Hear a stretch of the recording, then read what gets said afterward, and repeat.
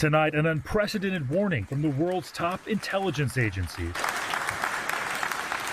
In their first ever joint speech, FBI Director Chris Wray and his British counterpart, MI5 Director Ken McCullum, underscored what they say are growing threats, spying, hacking, and other covert activity from China.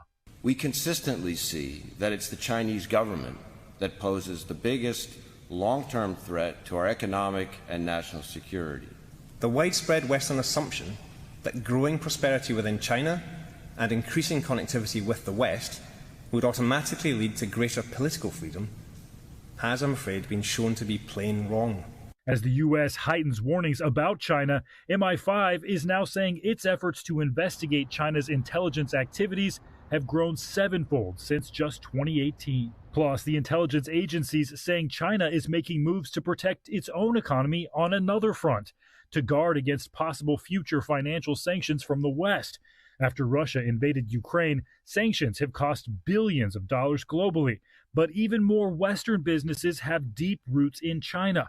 The FBI director warning a possible invasion of Taiwan and the economic ripple effects could be far more costly and far more dangerous. The Chinese government is set on stealing your technology, whatever it is that makes your industry tick, and using it to undercut your business and dominate your market. And they're set on using every tool at their disposal to do it. And regulators say China may already have a secret weapon, your phone. Last week, an FCC commissioner warned that TikTok is feeding sensitive user data from its app directly to Beijing. It's a really popular app. Millions of people are using it. But really, that's just the sheep's clothing. Underneath the data that it's pulling, it really functions as a sophisticated surveillance tool.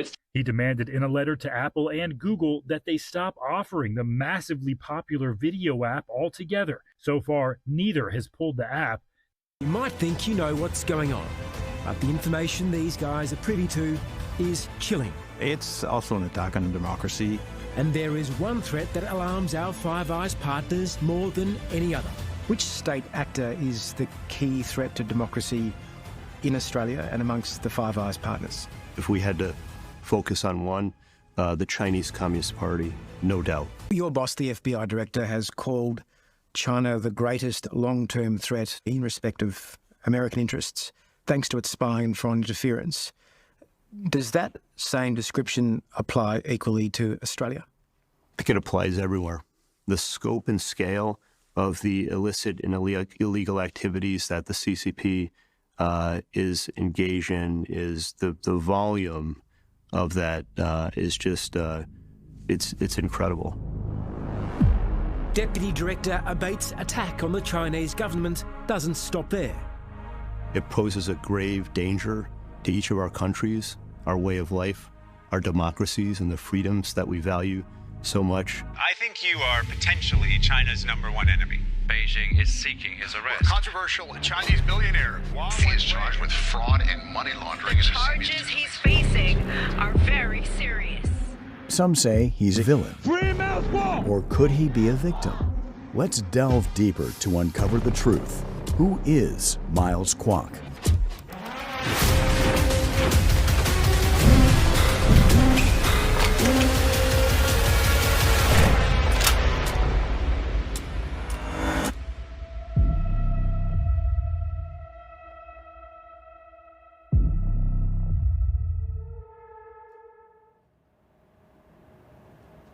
Hello, good afternoon. Welcome to the Saturday Whistleblowers with Ava Chen on LFA TV.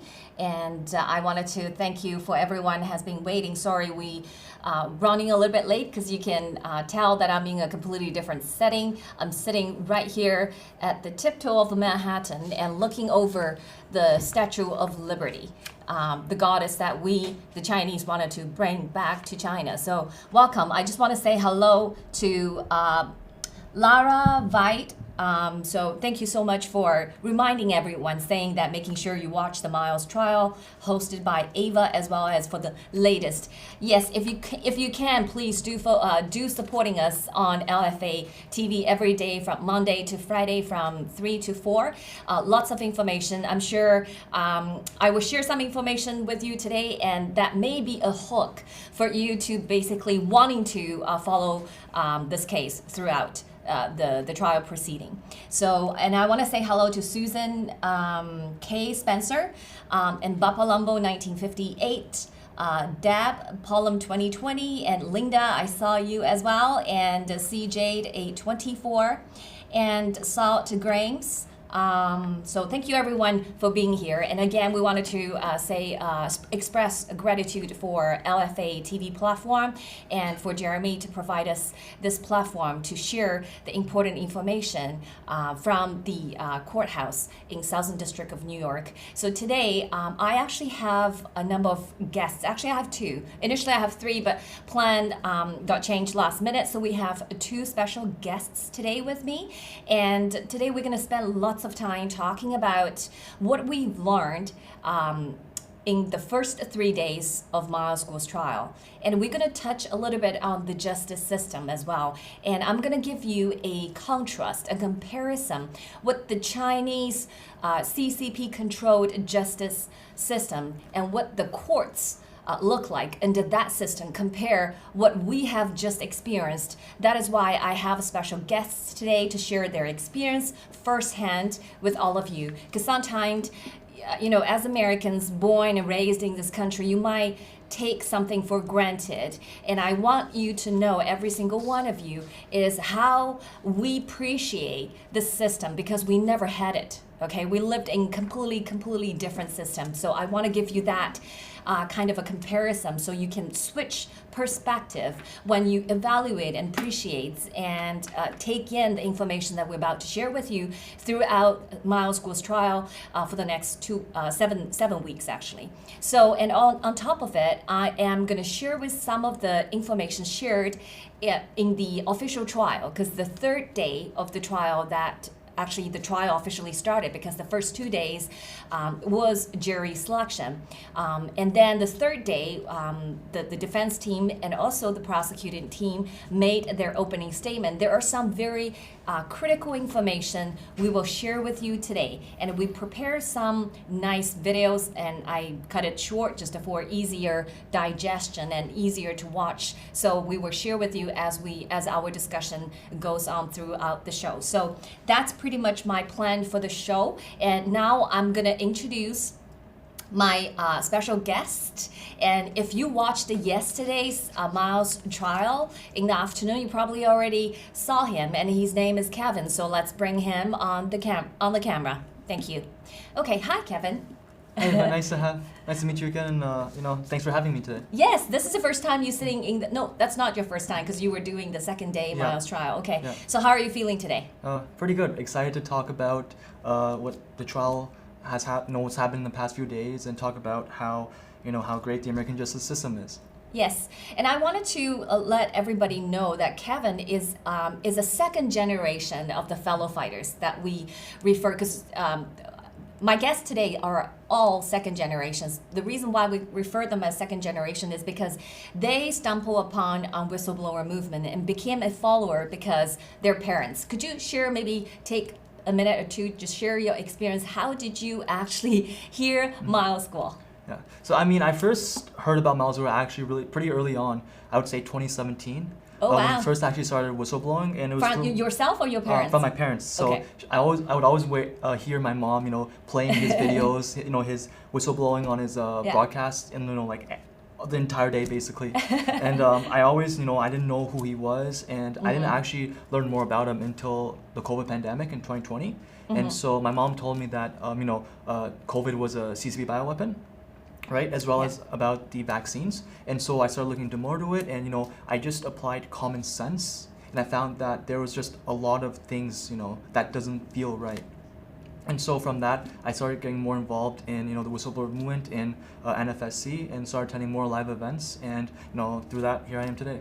That's great. And we have a lot of new generations, the younger crowd joining us, cohort joining us. So I'm so glad that we'd be sitting here and doing this show with the second generation, because I consider myself first generation of the fellow fighter, because I stumbled upon on Mr. Guo in 2018. Actually, I'm a little bit late than you. So anyway, I wanted to start by discussing what, how you feel, because this is your first time, right? Sitting in a criminal trial, like a setting, and hearing out a fraud case, and then the first 2 days we got through the jury selection. Some people may think it's pretty long. It's kind of a little bit tedious because a lot of a wait. So maybe describe your feeling, your view towards participating in this process as a spectator. Yeah. Well, I mean, these past 2 days, they've been very, despite, how slow the jury selection process has been, I still feel very, interested, very excited to, see how the trial develops. I mean, sure, the jury selection process, takes a while and is slow, but that's just, how it works here in the U.S. justice system. It gives everyone a fair and equitable chance. And so, just the entire process, how, they were asked general questions and then narrowed down to, more personal questions. It's just something that has to be done to ensure a fair jury for Miles, right? For sure. Yeah. And then afterwards, obviously the exciting thing starts, right? The trial started, and yesterday was the first day. And around 11 a.m., the trial officially started with both the defense and prosecution giving their opening statements. Yeah, hold on. We will get to that. But just to finish it, the jury selection, I'm not sure how many of you actually watching this show can tell us that you have been served on jury. I want to see audience. You can leave us a comment. I'm not sure how many of you have ever had jury experience in America. If you did have them in the past, please leave me a comment. Because yesterday I did the Miles trial show in the afternoon, and then there is a audience left a message, and the audience basically shared that she or he attended, had the experience of being a juror member on a jury, and this person said it gave him a great level of appreciation how this rule of law system works. So I don't know how many of the audiences actually had that experience, because I can tell you it changed a person. So I came in with a completely, although, we've seen so many Hollywood movies, we kind of know, what to expect, but as a person going through firsthand and going through listening to the instructions, deliberating and share your own experience, telling the truth, and in terms of ruling yourself, kind of teasing yourself out if you have some bias or conflict in the whole process, is something completely blow basically my mind. That's my initial basically reaction to that. And I will just see, I have served, oh wow. So Deb Paul in 2020 said, I have served jury duties. Great. And I wanted to truly thank those juries, because one of the questions that the judge, during the general question, I think that was a first day, right? If I remember correctly. Yeah. The question was talking about the length of the trial, right? So the judge shared, it's gonna be 7 weeks long. And a lot of people, and ask people if that length of the trial would cause extreme hardship. Is that the words the judge used? Yeah. Okay. So if the length of the trial causing extreme hardship, please identify yourself. Okay. So that question we witnessed. Do you want to describe that for the audience? Yeah. Go ahead. So that question, as soon as that question was asked, just like a bunch of hands just got raised, and I think that was the one question that had the most people raising their, it was the strongest reaction out of all the other questions. And then what happened afterwards was, then the judge would have the prosecution and the defense come up to the bench, and then as well as they would call up the juror one by one, and then ask them personally, so what is your reason for this extreme hardship? And then they would discuss it, and then the juror would leave, and then the judge would discuss it privately. Whether you stay or whether they're excused or not. Yeah, basically the judge is assessing the threshold, right? Whether you actually can be deemed as the financial extreme hardship according to the standard of law. So I see a few audience left us a message. Here is a dollar Hoyle 51 say yes on a murder trial. Wow.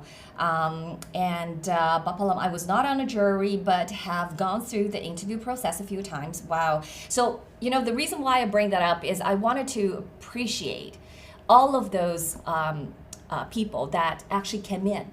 You know, they came in, spent the first day 1 and day 2 and day 3, even though they didn't ended up being on the jury. But I want to thank all of them because that gave us a first kind of a taste of what it meant to participating something that's so important that actually has everything to do with everyone's freedom and liberty. Okay, so I'm not sure whether you have any kind of a special like reactions to that when you saw, you know, those people has to put their lives, basically busy lives aside and came in, and because they got a letter and say this is your duty. And do you have anything you wanted to share? I mean, it takes a special type of resilience to, you know, to actually be on a jury, you know, especially for a trial like this, which will take approximately 7 weeks, right? That's right. It takes a certain type of mental resilience and strength, you know, and it's very, you know, very commendable. And, you know, like Ava said, I also thank everyone, you know, who's had the chance to sit on a jury, because I know how, you know, how intense and how tiring it can be, just from, you know, just sitting even in the gallery and just listening. But as a juror, you have to actually pay attention 100% of the time, you know. You know, have to make judgment based on facts and evidence presented, and it's just very, very, you know, taxing on your mental. That's right. Health and very demanding. It's very demanding, yeah. So, you know, I really applaud those who have been on a jury before. Yeah, and this process of jury selection. Oh, thank you. Our crew member just put it out your comments, so we all can see it. Kevin and I both can see it. So, so those juries self-identify, you know, some of the things that preventing them from being a fair and impartial jury. And all those questions, actually, the judge altogether throughout the selection asked about close to 50 questions, and all those questions was so thoughtful, and was so deliberated, in order to teasing out those folks that possibly could not, could because of factors, could prevent them become a fair and impartial jury. So, so going through this rigorous process really make me appreciating the foundation, the solid foundation that the American founding father has laid for this great nation. That is why America is so great. Is because in China, I want to share with you, Kevin, I'm not sure whether, because you grew up here, you grew up in the West, so you might not have the first experience of this, of what's going on in China, but I'm going to direct everybody's attention to a document. If our crew member ready, please bring up the documents. It's the China 2019 Human Rights Report that was published by American State Department. It's actually on the State Department website. If any of you wanted to take a look, 2018 and 2019, the content is pretty very similar, but in the documents it's about 60 pages long, and it actually describes what kind of a trial environment in the CCP-controlled communist China. And I'm going to read you at the opening part, and I wanted to maybe have you comment on that, because this is probably something new to you as well. So I have this documents printed, and I'm just going to read it for you, and if our crew member ready, they can put the documents on the screen as well for our audience to view. So this is from the China, from the State Department, as I said. It's 2019. Yes, thank you. So 2019 Human Rights Report, Executive Summary. So the People's Republic of China is an authoritarian state in which the Chinese Communist Party is the paramount authority. The CCP members hold almost all top government and security apparatus positions. Ultimate authority rests with the CCP Central Committee's 25-member political bureau, short for Politburo, and its 7-member standing committee. Xi Jinping continued to hold the 3 most powerful positions as CCP General Secretary, State President, and Chairman of Central Military Commission. The main domestic security agencies include the Ministry of State Security, the Ministry of Public Security, and People's Armed Police. the People's Armed Police continue to be under the due authorities of the Central Committee of the CCP and Central Military Commission. So, what do you think? Under this kind of a setup, the structure on the top, okay, it's a pyramid, very, very, very, very tiny amount of people, which I actually named 25 members, right? And then narrow down to 7-member standing committee member, and then narrow down to one person, one ruler. Okay, we call them dictator Xi. So under this kind of a structure, what kind of a legal system you think like China would have? There is no legal system.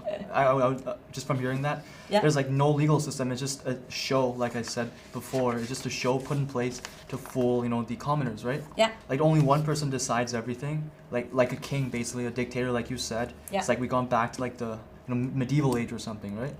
Yeah, for sure. So, I really encourage people, if you have no prior knowledge about what the court system looks like in China, this is actually a good document to start with. Although it doesn't encompassing everything, what we've learned throughout the whistleblower movement, but it's a good start base point for you to kind of relate to what kind of system that we have back in China. So, and I want to quickly going through some of the headings of this documents, and I will not go into the detail, but I want to come down to the court system. So, in the executive summary, it talks about the arbitrary. So in China, in communist China, the government engaging human rights violation, which is no secret, right? It's arbitrarily or unlawful killing by the government. So democide happens every day, okay? So to civilians, to ordinary people, to people who are dissidents, who are human rights lawyer, etc. And then another heading section say arbitrarily deprivation of life and other unlawful and political motivated killing. So this is completely erase your very existence in China if you are in trouble with the government in a totalitarian, authoritarian state. And then disappearance. Okay, so the heading B talks about in China, people disappear. So what do you think about disappearance in China? Why people would disappear? I mean, it's the only reason I can think of them disappearing is because they committed a crime against the government, or whatever they call a crime. Yes. Could be anything, honestly. It's based on that. You could, anything they deem a crime, which may not actually be a crime in, the Western world here in the US and Canada. Yeah. If it's a crime, then you can be disappeared. Yeah. So you heard Kevin shared, and which I shared with you a lot in the previous episodes as well. Look at the foreign minister, Qin Gang. The ministry level, senior CCP official member disappeared. Okay? Look at the foreign defense minister, Li Shangfu disappeared. Okay? So whether they're still alive or dead, we don't know. But this is become a feature of this totalitarian state. If the ruler does not like you, okay, you're going to be disappeared or killed or tortured. So this is the next heading on the documents. It's actually say, if the technical crew can bring the documents, you can score down the documents on page 5. So the heading is torture and other cruel, inhumane, and degrading treatment or punishment. So that's heading C. And then I'm quickly going through the trial section. Okay, here. On page 8, it's a prison and detention center conditions. Okay, so we've actually talked about on the show previously. If you still recall, there is something called residential surveillance at a designated location, and it's short for RSDL. So people have been disappeared. Where did they go? The CCP kept them in the RSDL location. Okay, arbitrarily. For how long? For 6 months. Okay, this does not only just happen to Chinese, but also happen to foreigners. And on the previous episode, I've actually talked multiple times, give you multiple examples. Those Japanese entrepreneurs, Canadians, 2 Michaels, you're probably familiar with that, right? 2 Michaels was detained on the charge of espionage, arbitrarily was denied even meeting their lawyers in China. So these are the things are real and has been documented, detailed in this report, and they have lots of other examples. So if we're moving on page 9, it's a arbitrarily arrest or detention. Okay, so there's a lot of good information here, but because we only have limited time, so I'm not gonna read it, but I highly encourage people to basically look for it. So people can be arbitrarily detained and arrested. It doesn't need to have. They don't need to have a search warrant. They don't need to have a arrest warrant. They can just show up and disappear with you. And the police that coming knocking on your door does not even have to identify themselves. They wear their plain like undercover clothes. They don't have to tell you who they are. It's just like a mafia. One day they come at you and mug you, and then you're gone. And the moment that you wake up, you're basically in somewhere that you don't even know, and you basically cut all the connections with your relatives, with your family members. No one know where you went. So that's the kind of system, so-called justice and judicial system in communist China. And I wanted people to understand that. And this report captured some of the examples. And worth, okay, there's things worth. So let's continue on page 10. There is a heading, it's called Arrest, Procedure, and Treatment of Detainees. So when you have been arbitrarily detained, guess what would happen to them? I'm assuming torture. Do you remember Miles Guo shared with us how he was disappeared by the CCP and how he was tortured? Do you remember that? In 1989 in Chinton prison? Yes, that's 22 months prison, but later on in 2003. Yeah. Also, he was beaten. He was hanging upside down, and he was. They cut their hair and put the hair clip-ins in the plastic bags and put the plastic bags around his neck and tie it so he has to breathe, and then he breathes a lot of hair, so causing a permanent lung damage. And so those kind of torture is normal. Okay, so I wanted people to understand what kind of judicial system that we have, and they call this law.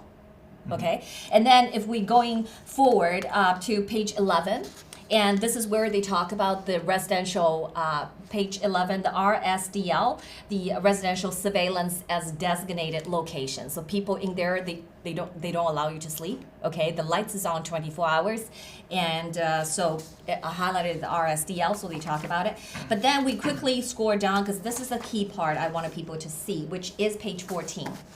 So if we can bring the page 14, the bottom parts, it says, this document says, denial of fair public trial. Okay, so this is something, because we were talking about Miles Guo's trial, and I wanted people to see this. So it states here, it says, judges regularly received political guidance on pending cases. So what does that mean? Any cases that are awaiting trial. Yeah, a political guidance.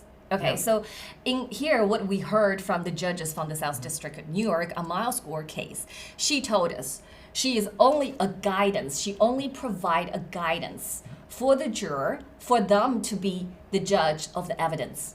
Yep. Right? She determines the law. She determines the law. Exactly. So she doesn't tell the jurors, what to do, whether the defendant is guilty or not guilty, right? And her words, she emphasized multiple times saying that my words is not evidence, okay? The government indictments, the number of different super indictments altogether, 4 copies of them, are not evidence, okay? So this was emphasized, but in China is the judges receive a political guidance. From who? From CCP, right? From whoever controls the legal and judicial system, right? And including instructions on how to rule, and from both the government and the CCP, particularly in politically sensitive cases. So let me ask you, Kevin, if this trial, Miles Guo's trial, is in China, would you consider Miles Guo's trial as a politically sensitive case? 100%. I mean, he's very famous for speaking out against the CCP, right? Speaking about corruption, about all the the evil stuff they do in China and even around the world, and even in America as well, right? In the Western world. And so if his case was in CCP China, he definitely would not even have a chance to speak out. Yeah. He would be determined guilty without a doubt right away, even before the trial started, right? Yeah, absolutely. With the political, the political guidance from the party, right? Yeah.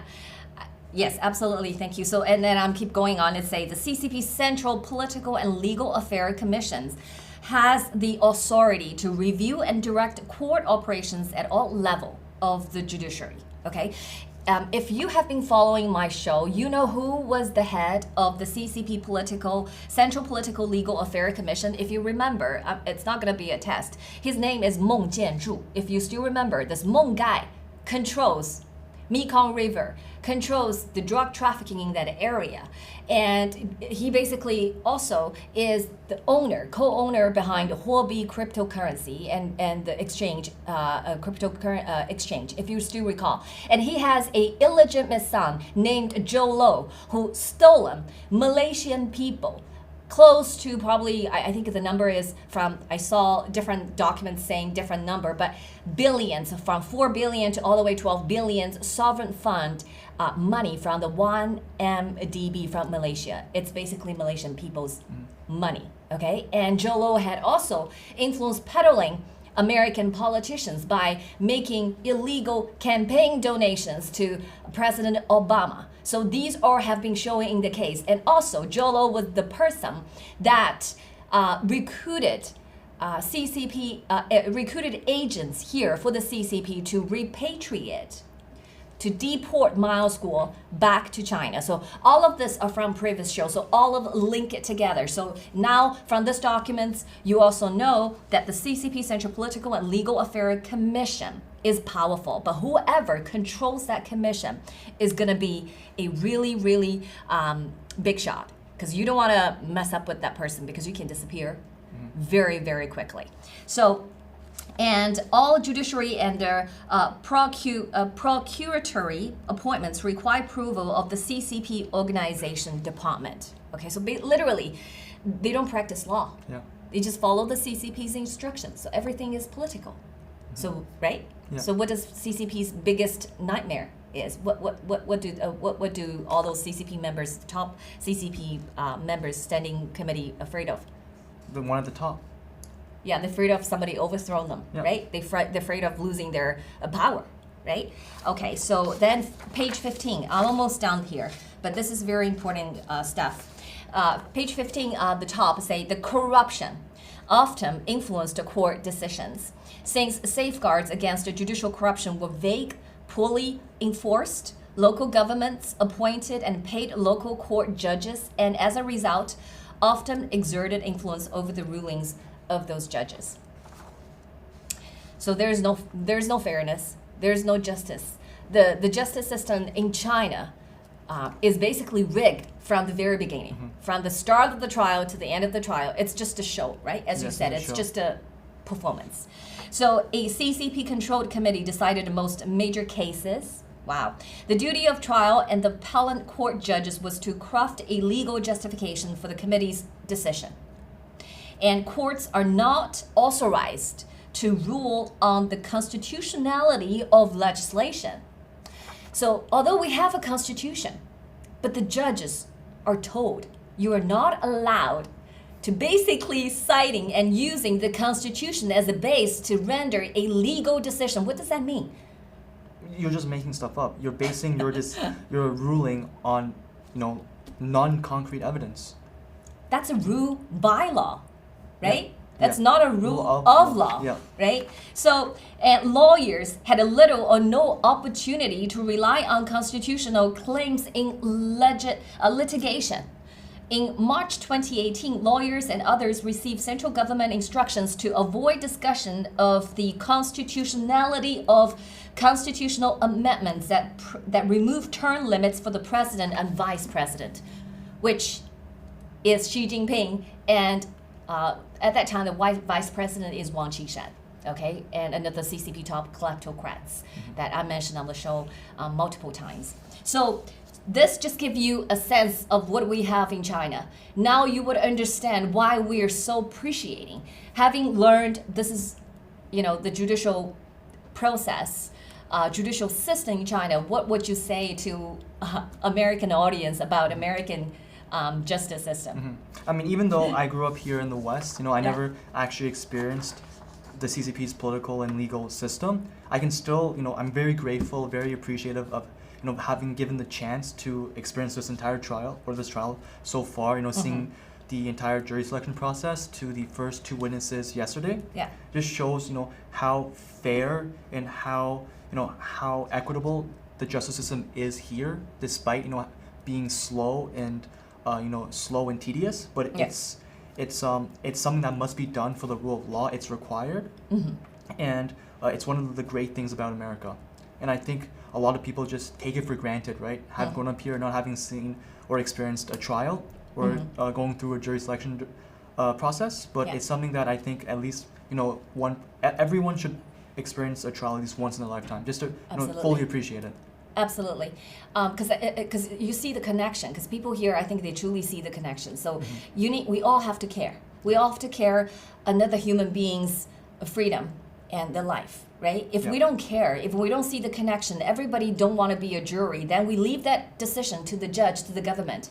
And what does the government do to us? I have just read you the Human Rights Report from 2019, so everybody know what the government would do. Okay, what the totalitarian government would do to its people, because we don't have the tool, we don't have the system to fight back. We are voiceless, and we are all the victims of this state. That is why I'm so grateful for every single American, because your taxpayer support your court system. Okay, every penny of the tax that you pay that allowed us to have this fair, impartial trial today at the courthouse, right? And so that's why at the beginning, I wanted just to kind of share this with a perspective with you. I know a lot of things happening in the United States today that probably affecting your appreciation to your own system, even give you a second doubts, like thoughts or doubts on your current system. You know why? It's because of CCP. When we started the show today, I played 2 intro videos, and both of them are actually from FBI.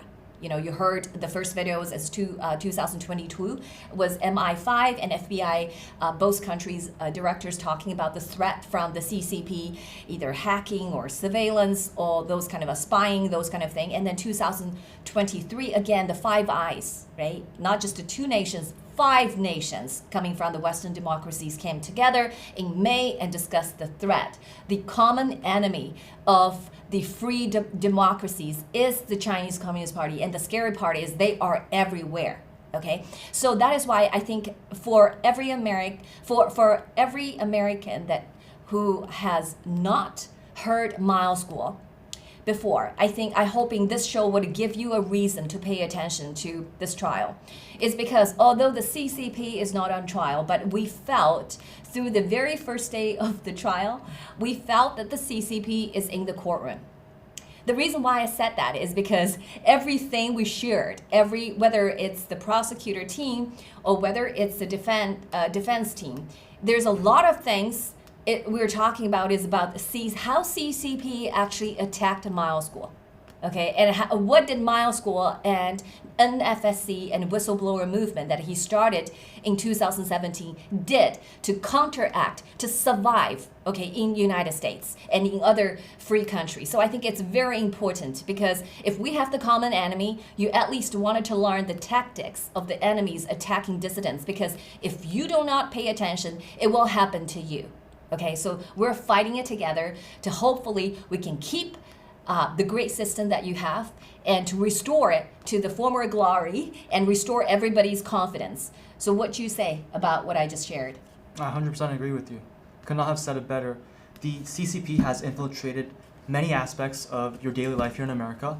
And if you as an American don't think that's true, then just look at what's happening to Miles Guo, right? Yeah. And he's a billionaire, right? He's That's a billionaire. Right. He has a lot of influence around the world. Networks, exactly. People, and he's still being tried on trial. Mm-hmm. The government still brought an alleged lawsuit that we know is fake, based on fake evidence, right? And look what's happening to him, right? But at least he's getting a fair trial with due process. Yeah. And in the end, right, we'll see what really happened and how the CCP tried to frame him. Absolutely. That's great. So so I'm going to spend, because it's already 45 minutes in, I know Kevin has to leave early, so we wanted to really highlight some of the key information with you that we experienced on the day 3 the third day of the trial, because that's officially the trial starts, right, after the first 2 days of jury selection. So finally, we have 12 jurors and also 6 alternates. So 18 of them are sitting there listening to these opening statements. So do you want to give us a quick kind of a summary in terms of the prosecuting team's opening statement? What kind of information they shared? Yeah. So I mean, from the basic gist of what the government is alleging is that Miles committed investment fraud. Yeah. He committed investment schemes to scam his investors and supporters out of $1 billion. Yeah. And the opening statement just basically reflected that. There was no new information, basically just listing out the charges and saying that Miles committed fraud, basically. And committed fraud to what? To enrich himself and his family. Yeah, and his family. So he basically spent investor money on himself. Yeah. And that was the basic gist of it. And then just moving on to the defense opening statement. I'm going to add one thing, because this is a logic. So the government also recognized that the CCP is not a good government. So they mentioned, Miles Guo started speaking against the government. So that's where the CCP took action against Miles Guo, is they actually basically froze his bank accounts in Hong Kong. Okay, his personal bank accounts in Hong Kong, and that is why Miles Guo is short of money. So that is why Miles Guo had to resort to those kind of schemes to scam his follower. Okay, so I just want to give audience the logic. So the government believed that he is against the CCP, but because CCP is angry, so they seized all his assets, and then that's why he's broke. And then in order to keep his lifestyle, because we all know Miles Guo had reached like a really financially financially very comfortable, actually extremely comfortable, because not many people achieve what he has achieved. So very a huge amount of wealth, right, accumulated through his hardworking and brilliance and sheer brilliance and networking and a personal relationships. So that's why he has to lie. Okay, that's their logic, right? Yeah. Keep in mind, it also looks, the government has to be very careful with their wording as well, considering how Miles is also CCP's public enemy number one, right? It's very well known, and so they have to make it look like they're not doing the CCP's bidding, trying to put away Miles at the behest of the CCP. So they're trying to get him on financial charges, financial fraud, which we both know that it's not true. Yeah, so I think throughout this trial we will see, both sides have their arguments, because I think court is truly a place to resolve disputes, right? Yeah. So because we always believe what's true cannot become a falsehood. What's not true cannot also become the truth. So throughout the process, we will see both parties' arguments, and today we're going to bring you some of those. But before I start, I wanted just to play a video. Let me just see which video I want to play for you. So let's play video 1. This video is a documentary I want to credit to Star of Liberty. It's a YouTube channel that created this wonderful documentary, and it's about Why Miles Guo Part 1, and I clipped it in a way that we can talk about it more smoothly. So I cut it into a few segments. So let's play video 1 first to learn a little bit about the when did the case started. Okay, so yeah, let's play video 1.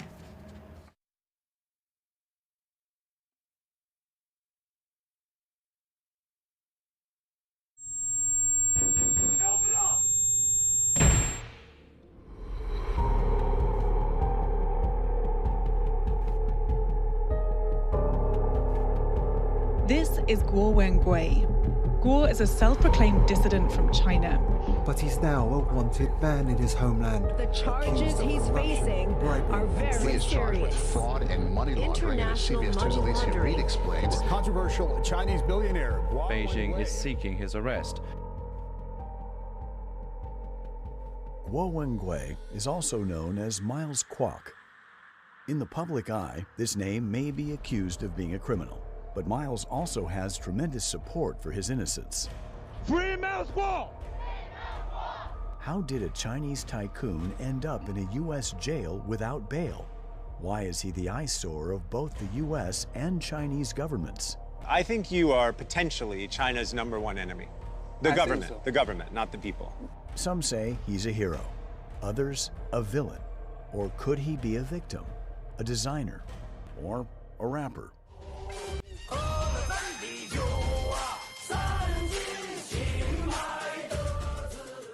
Let's delve deeper to uncover the truth. Who is Miles Kwok? Born in 1968, Miles came from a poor village in China's Jilin province called Zhaozhago. His parents worked hard to raise 8 boys. Miles was the 7th. Miles grew up knowing what it was like to be hungry and cold. During the Cultural Revolution, the whole country was in chaos, and Miles caught the urge to thrive rather than just survive. At 7, he was selling popsicles in the village. By 12, watches and jeans. At 13, he had his own steamed bun shop. And by 15, he was fixing and flipping motorcycles. Afterwards, Miles moved back to his roots in Shandong. As a teenager, Miles was the guy known for the best motorcycles around. In 1985, he met the woman who'd become his wife, and soon they started a family. During this time, Miles's youngest brother remained by his side. Miles's elder siblings found themselves in respectable professions as well, ranging from teaching to law enforcement and military service, accompanying him on their journey towards a gradually improving and happier life. Okay, so thank you. So that's the first part of who is Miles Guo. So there, I noticed there is one little mistake in the production because it talks about which year Miles Guo was born. It's actually 1970. It's not 1968. So I think this person who made this video probably took some information from online because there is a lot of a different version of how old is Miles Guo. Just maybe some of them are erroneous, so just confirm that. But a lot of information was true because we can relate to that. You know, when the information mentioned about his grown like his upbringing, like he is 7th son of a big family, which have 8 boys like those, and coming from a very humble family, and basically he wouldn't know all about being hunger and cold kind of an environment. But the good question is, he asked, who is Miles Guo? And he described Miles Guo is, could he be a hero or a villain or a victim or designer or a rapper, right? So I wanted to ask you, like, because you've actually on the trial, yesterday was the first day for you to basically not meet, because we can't get close to him. We were standing like 20 feet away, sitting at the spectators bench. But yesterday was your first time seeing Miles Guo in person. Like, who is Miles Guo to you? Well, Miles Guo to me is like my ideal role model. You know, he's strong, courageous, right? He's standing up for himself, and he's taking on a mission that is, to a normal person, the average person, basically impossible, right? Like, I can put myself in his shoes and say, I don't think I can even last like barely that long that he has, right? He started this mission early on when he was just, like in his 20s, and he has persisted to this day. That's decades, and just under the surveillance and constant harassment from the CCP, it's just, it's almost impossible for a normal person to survive. And I think just meeting, getting to see him yesterday in the courtroom, it was just, there was, a bunch of emotions and, just very, very excited and impressed at how confident he was, how, high-spirited, and how... He's calm, he's relaxed. Exactly, and how attentive he was. Because we know, being in NBC as well as preparing for trial, it's very, very hectic and very tiring. Yeah. And the fact that he still has this calm, composed, nature is just very impressive and definitely, I want to say, otherworldly. Yeah, absolutely. So, was he is he different than what you previously thought he would be? Like, have you imagined how you would meet him in the first time? I think one of his charms is that he's just very straightforward, very direct. What you see on the screen is what you get in person.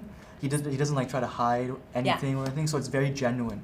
And I just, seeing him in person, it gave me that impression. Yeah. Though I never even talked to him, but the way he was looking around, the way he gave each one, like a good look and a stare, and it was very, very authentic and very, exciting. Yeah, and affirming. Like I remember you described it because when we walked in, the reason why yesterday was our first time, although we've been at the trial for 3 days, is because during the jury selection, we were not allowed to sit where the jury was sitting. So we were actually sent at a different courthouse, just observe electronically from a screen. So that is why Kevin didn't have a chance in the first 2 days to meet Miles Guo. But then the third day, we were allowed to go into the actual courtroom, so that's where you made eye contact. And I remember when all of because we have maybe 20 some of us, I think, fellow fighters was lined up and walked in, and Miles Guo noticed that we walked in, and he kind of giving us each one of us and kind of an eye contact and saying, yeah, I got this. I'm glad that you're here, and we're in this together. So we got that. So that was quite heartwarming because a lot of us very much miss him because we haven't seen him for quite a long time.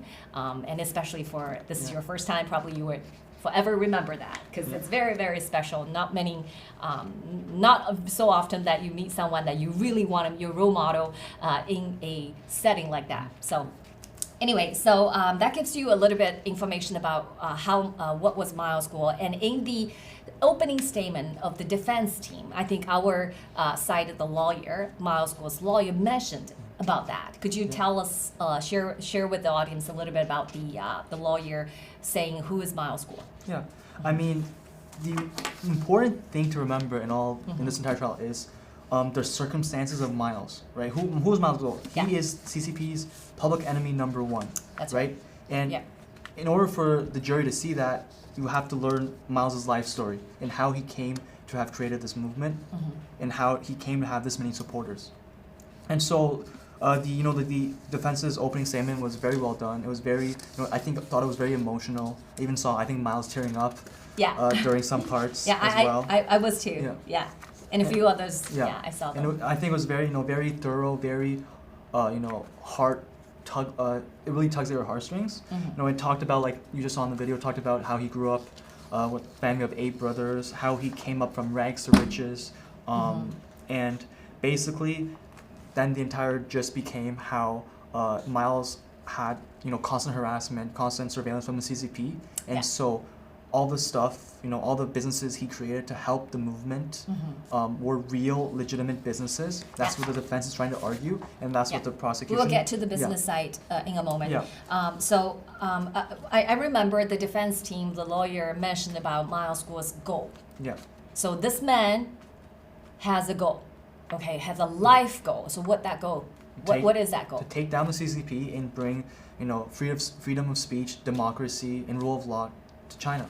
Okay, so in this show, I'm going to help you to understand where did that goal come from. So I'm going to play a second clip of that same video that was I found it on the Star of Liberty on YouTube channel. So if you like this clip, please go on YouTube, maybe put a like or subscribe to that channel because I really appreciate that this person, whoever did this production, that put it out there. So that's the clip number 2. But in 1989, everything changed. That year, China was in turmoil. Students took to the streets of Beijing, demanding democracy and freedom. We're in Vermont. Can't answer there. Why? I think this is my duty. Feeling the pull to support the cause, Miles sold his motorcycle and gave all his cash to the student protesters. But the government wasn't just cracking down on the protesters. They went after anyone who supported them, including those who donated money. One day, in May 1989, Miles, his wife, 2 children, and his younger brother were gathering in Miles' office when 2 drunk cops barged in to arrest Miles. During the confrontation, the police fired 8 times. 2 bullets almost hit his wife, who was holding the baby, and 2 bullets hit his younger brother in the chest. That night, the police took Miles into custody while completely ignoring his brother. 2 days later, Miles's brother died in the hospital from the gunshot wound. Miles would end up being detained for 22 months in the Xingfeng Detention Center. a place that would forever change his life. In detention, Miles encountered many others who believed in the student movement and democracy. They were teachers, lawyers, writers, and young activists. Despite the lice, moldy food, and damp conditions, these brave people held on to their ideals. Miles watched as each of them were executed without any dignity. The sorrow of losing family, enduring unjust imprisonment, and spending 22 months in confinement, watching innocent, like-minded intellectual mentors put to a cruel death, ignited within Miles a new life purpose. So I think in order to explain where did Miles Guo's goal came from, we have to really back to 30-some years ago, an event that may be familiar to some of the Americans. That's 1989, June 4th, because that event happened long before you were born, right? Yeah. So how much do you know about this event, the student movements, pro-democracy that happened 35 years ago? I mean, I've seen videos discussing it. I've seen pictures of the tank man, very famous one. Yeah. I've talked to you guys as well as family, friends, and they all know that it was it was for democracy. And the government, the CCP, didn't like that, right? And so they took violent means to shut it down and to try to stamp out the movement. But I think that that was the spark that lit the fire.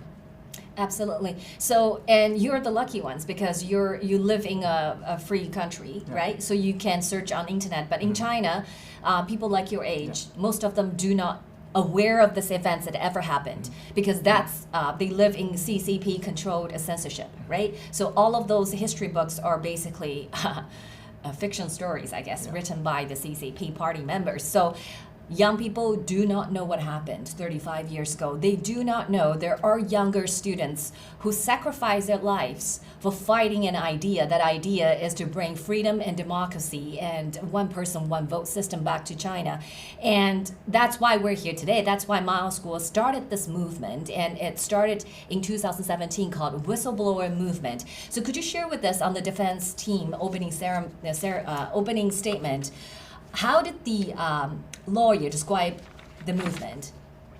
I mean, the lawyer described the movement as, as a group of like-minded people who share the same ideals, same beliefs and values as Miles, who want to take down the CCP and bring, democracy to the people of China.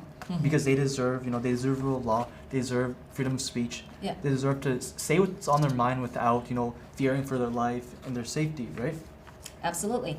So, and one thing that I really wanted to share with everyone, because I think the lawyer outside, the defense lawyer captured it really well, and in a very succinct, pithy way, is mentioning about the goal. I'm just going to read it. This is actually page 33 of the transcript, from the transcript opening from Mr. Schroff, which is the defense attorney. The evidence in this case will show how Miles Guo filled with a determination to accomplish a goal. He had a goal and how he worked on that goal over a period of years. And the goal was to establish, to set up, to form, and to move forward a movement that would allow the people of China, the Chinese people, to know that there was an alternative to the Chinese Communist Party, and how the Chinese Communist Party could be removed so that everybody could live in a way that they choose to live. And it sounds kind of a little bit amusing because people would say, how come Chinese people does not aware if they have alternative? But that's the reality. We don't know because we were born. You have to imagine we were born in a one-party state, a totalitarian state. From very early on, throughout your education, whether it's preschool education, kindergarten, and all the way to university or even PhD, you've been told the party is dearest to you, and they're even dear than your parents. They have your best interest in heart, and every decision they make is the right decision. All you have to do is to follow the party. Okay, that have been indoctrinated to people as soon as they were born. So we don't know. We don't have no comparison. We don't know we have a choice. The CCP is just the one way of living, which I think nobody, once everybody know their true color, nobody wants to live under communists, right? So this tells you that Miles Guo is not about personal vendetta, because in the video that I just shared, Kevin, his brother was shot to death, right? And then he gone through the 22 months, as you mentioned, detention in jail, in Qingfeng Detention Center, because he supported a political movement, which is a pro-democracy student movement. And then he witnessed 60. We know exactly, not exactly number, but roughly 60, more than 60 of those intellectuals, teachers, lawyers, young activists who has the ideas and who really aspire to pursue liberty and freedom are being executed inhumanely and without dignity. Okay, and Miles Guo shared with us on the live broadcast. I don't know whether you remembered or not. He told us that he was so surprised that he survived, because there were moments that he thought he will be executed. He was among those people were pulling out on the truck, and the rest of them on the truck have been executed, and he thought he will be the one, have the same fate. But something happened, and he was being, he was brought back, and nothing happened to him, and he thought this is a miracle. And a lot of those intellectuals became his mentors inside the jail. And he learned a lot of, religious stuff and spiritual things and history, the real history, and from a lot of the cellmates. And then that changed him. As you can tell, from the video, it mentioned about, how this experience of 22 months in jail, witnessing the unthinkable things that happened in front of him, and so close to basically, so close to the god of death, and came back from hell and changed him as a person. And from that on, he has a goal, right? So I think what about the CCP goal? What did the defense talk about the CCP goal, on the other hand, when Miles Guo starts speaking out against it? Well, CCP's goal, it's clear, right? Mm-hmm. They just want to silence Miles. Yeah. That doesn't, any way possible. It's right there. Yeah. Thank you for our crew member showing up. Yeah. So it says you will ask yourself to the evidence will show you why Mr. Guo left China. He left China because he'd taken on the CCP, the Chinese Communist Party, and they were not pleased with him at all. The Chinese Communist Party also had a goal. They were very determined to make sure their goal was met. Their goal was to make sure Miles Guo stopped speaking about the CCP. So I'm going to play another video, and this video is going to show you just a little bit efforts that CCP has done on silence Miles Guo. And let's play video 4. 中纪委书记王岐山和公安部常务副部长傅政华如何会毁掉中国？不能是真正的腐败者去所谓就反腐，那可能是真反腐吗？郭文贵就是一面镜子，不但照妖还照假，真的假不了，假的真不了，一切都是刚开始。谢谢。我不是什么神医。On January 26, 2017, Miles decided to sit in front of the camera. This marked his first ever public interview, making him the first Chinese individual to openly defy the Chinese Communist Party on camera and speak out against it. At this time, Miles's concerns extended beyond his family and career. He had abandoned all he had accomplished in the first half of his life and ventured onto a path that was both more difficult and more meaningful. Yet the core of the CCP responded to Miles's actions with a mixture of anger and fear, determined to erase him completely. In addition to being interviewed by certain overseas Chinese media outlets, Miles launched the whistleblower movement on YouTube, utilizing live streams and short videos to share his story. Twitter also became his platform for sharing disclosure whistleblowing documents. However, the CCP's efforts to suppress Miles had already reached the United States. In April 2017, his Twitter account faced its first temporary suspension, even though Miles had already amassed a considerable number of followers. On April 17, 2017, the CCP issued a red notice against Miles in an attempt to discredit him globally. In comparison to the scarce coverage of Miles's revelations, this news was extensively broadcast by major media outlets in China. 2 days later, the Voice of America interview was abruptly terminated by the host due to Miles's attempt to disclose information about the Wang Xishan family and Hainan Airlines. This marked the first instance of a broadcast interruption since VOA began airing in 1942. The host verified in subsequent interviews that they had been instructed by senior CCP officials to abruptly terminate the program.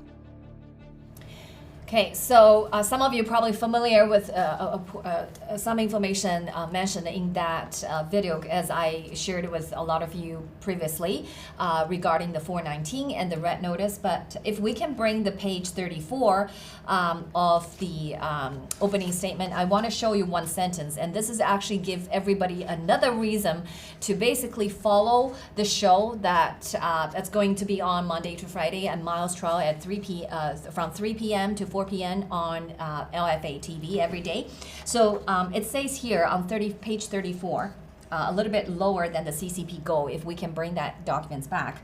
I highlighted in blue and say, this is our defense. If we can scroll down a little bit at the bottom, it says, because this is our defense lawyer telling the juror, and you are going to hear that, like almost every one of us, there is more than just one aspect to Miles Guo. And some of the aspects and some of the things you will hear during the testimony in this case will be both surprising and eye-opening.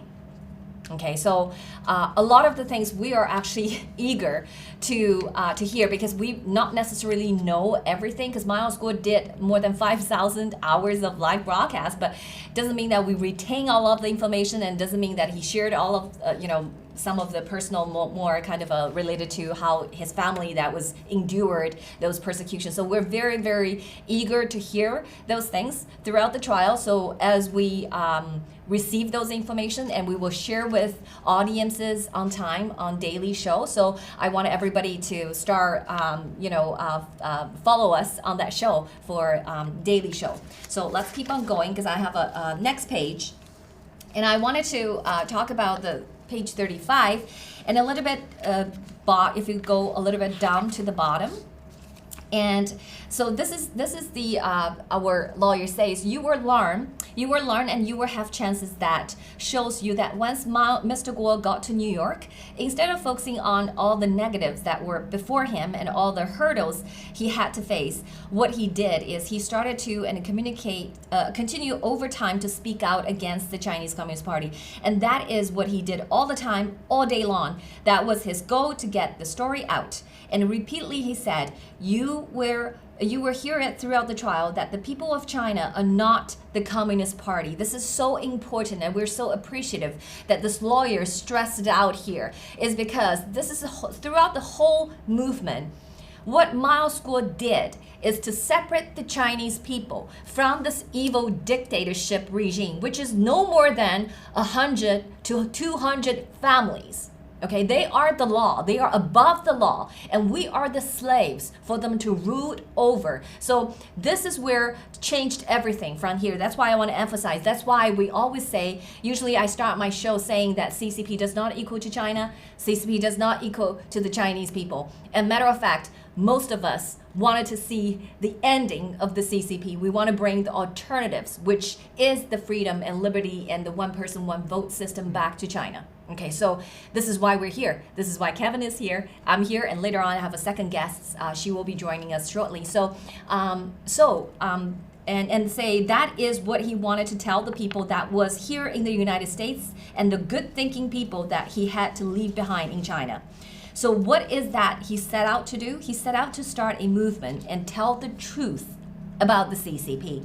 And with that, he started to speak, he started to write on social media. And then the video that I just showed you talks about how he was censored. And then he started to broadcast, and soon that came to known amongst those who believed him and amongst those who follow him to be the whistleblower movement. And what did he talk about? If we continue on to the next page, 36. He talked about things that he knew. Okay, so he knew what did Miles Guo knew? What did Miles Guo know? I mean, he knew about the corruption, all the evil stuff that goes on, because he witnessed it. Right? He was in constant contact with officials that witnessed it and that probably even did it themselves, right? Yeah, so he knew, because being a businessman, okay, and in the future episode, I will actually share a lot of information how Miles Guo acquired his wealth. So that's for a later on topic, and I'm sure throughout the trial, that information will come out as well. So as it comes out, and I will share it on the show. So I will leave that information for later episodes. But this, as you said, Miles Guo had a lot of knowledge about the corruption of the system and how the inner workings of the system. How did the system, who makes the decision, who controls what? He has a great insight. So that's what he is revealing on his broadcast. And he knew many ways in which the CCP worked. He knew of the many ways the CCP could make one's life hell. Okay, that's still on page 36, if we can bring that back. And he knew how the CCP could make one's life hell, and one's professional life, and one's business life, and one's personal life hell, because he experienced firsthand himself.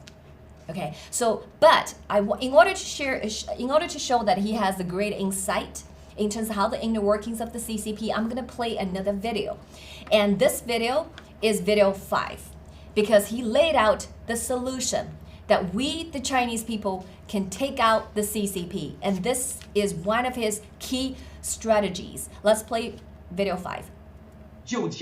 90 million party members are the first victims of the CCP kleptocratic system. Their women, including their wife and daughter, are the nearest targets to their leader's sexual assault and abuse, and they can't talk about it. The 90 million party members understand what I'm talking about. The people who work in law enforcement and the legal system treat their leader as a supreme leader. How many times have I seen the leaders sexually harassing and assaulting the family members of government employees at dinner parties, even children? I have never seen anyone dare to say no. No one dares. They blatantly sexually harass the women in public. One time, someone seized an opportunity to take one woman away, to save her. The next day, the guy had to apologize to his leader, saying he was drunk at the time. The 90 million party members are the victims. From the central government to the local government, there is bullying and abuse from the top to the bottom. All members of the Chinese Communist Party are victims of the exploitative nature of the system. Almost no one will claim that they don't feel exploited and that their leaders have treated them with respect. Every one of the party members has been abused and harassed by their superiors. That's how CCP kleptocrats become kleptocrats. They are underworld gangsters, and CCP is a utopia. This is the essence of the CCP system. So we must unite as many party members as possible within the party. All overseas Chinese, I hope you can help me spread my word so that more people can know the truth and be encouraged and inspired. In these documents, most of the information is how the CCP wants to suppress my speech. The lobbying fee for shutting down my Twitter account is $55 million. They are afraid of my speech. That's just one example of their operations. There are many. Because the ultimate fear of the CCP kleptocrats is that the Chinese people will know the truth. So the CCP kleptocrats' weakest point is that the Chinese people, including the members of the CCP, and the whole world would know their truth, what they've done in history, in the past, over the years. So the CCP kleptocratic system is like a mansion of lies made of paper. If you light a fire, the whole thing will collapse and diminish. Okay, so you heard Miles Guo's insights. He told us in 2018, Kevin, and he told us the CCP members, 99% of them are not our enemies, are not enemies of the Chinese people. In fact, they're the first victim of this system, this mafia-style system. When you heard that, what went through your mind? I mean, all that went through my mind is, just disbelief and, surprise. Mm-hmm. Yeah, because nobody ever told the truth this way. Makes you think, yeah, that's true. They're so close to the system. Mm-hmm. They work within the system. Mm-hmm. If the system truly evil, everybody working within it, they will experience it too, right? Mm-hmm. So, because they're a slave too, they're working for, as I said, only 100 and 200 families. They thinking they're the ruler of the whole 1.4 billion people. So they don't treat the CCP member with respect, like Qin Gang, like Li Xiangfu, and these are the top CCP members. And it tells you that this is a utopian system and built upon on lies. Because Miles Guo mentioned, it's the mention made of a paper of lice. If you lit a fire, it will collapse and diminish. That is one of his strategy, is to unite as many as CCP member as possible, because a lot of those people are deceived, okay, are actually taken advantage, are abused, are harassed, because they are the first victim of the CCP. And that is why we, as of today, we have so many intels. We have so many intels coming from the CCP party, right? Because we truly infiltrated, we counterintelligence, right? We truly infiltrated the CCP, because when people realized, they were deceived by the rulers, they were told to obey, they were told to serve in exchange for a better life. But when they realized, the CCP is threatening their own family members, not only well-being, but also lives, right? So they turned against the CCP, and Miles Guo's strategy worked. That's why the movement grew, and that's where the CCP scared the most, because not only they scared the most is the people know the truth, right? And that is why they spend so much money on social media, right? To silence Miles Guo, to suspend his account, to not allow him to access his account using various methods of stop him whistleblowing, right? Yep. So one of the monumental events, landmark events that I think all followers of the movement know is the VOA. And defense lawyer actually, brought it up to the juror. So do you want to share with our audience that this is the VOA incidents? Do you want to read this? This is on page 36. Yep. So at the bottom, so you see that most vividly when Mr. Guo and the evidence will show had a broadcast on April 19th of 2017, when he starts and gives a live interview on Voice of America. In face of relentless bullying by the CCP to be quiet, Mr. Guo decided to have a live feed interview on April 19th. The interview was, and his goal was, to broadcast in an uncensored, live manner so that nobody could doctor what he had to say. And what happened to this live interview?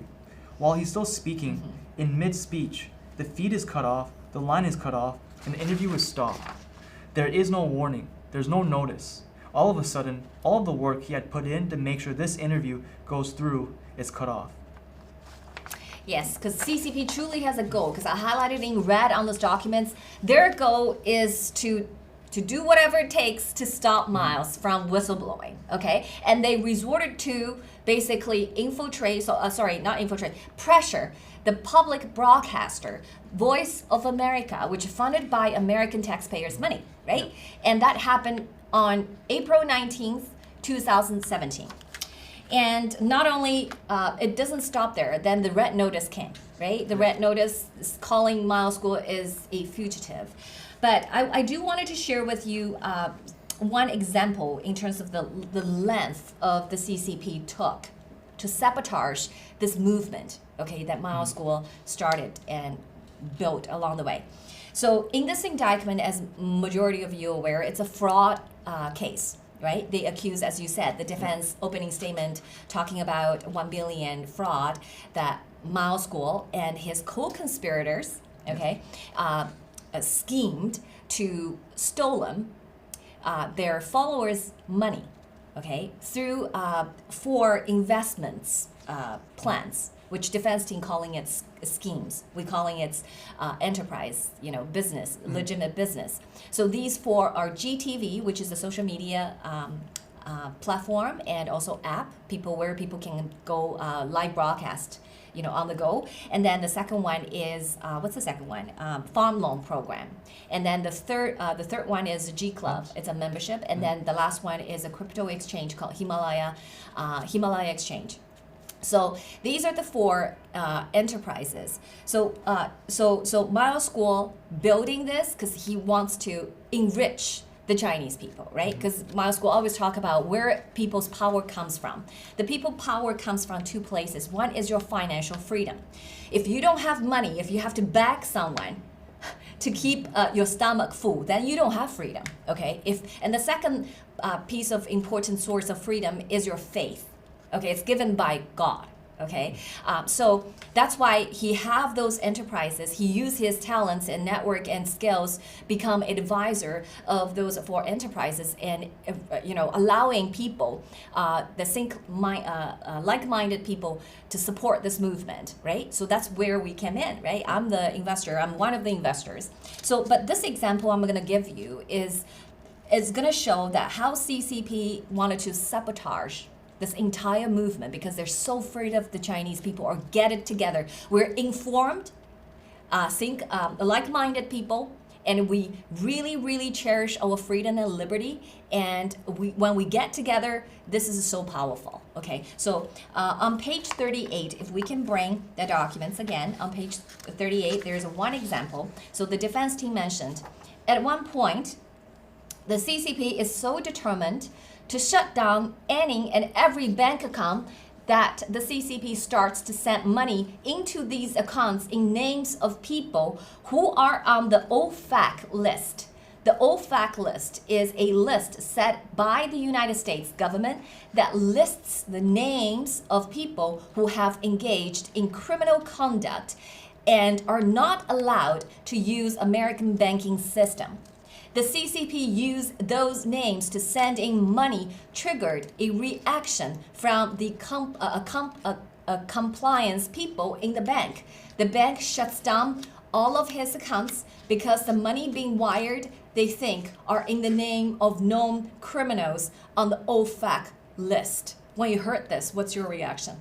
Well, I mean, the defensive mentioned that there would be eye-opening and surprising statements. Yeah. And this was definitely very eye-opening. This is the first time I've ever heard of it, right? The Office of Foreign Assets Control, that list, the sanction list, it's just something that, Miles never talked about this before, and just hearing in court for the first time, it's just very, interesting and also, informational.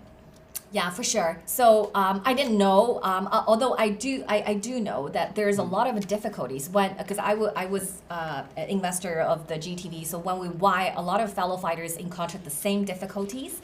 They cannot send the money to the designated bank account that GTV private, fundraising offered because the bank were telling us that GTV is being blacklisted. Yeah, for example, in New Zealand, we have a lot of New Zealand fellow fighters. They want to invest in GTV, but they say they can't because GTV is a scam.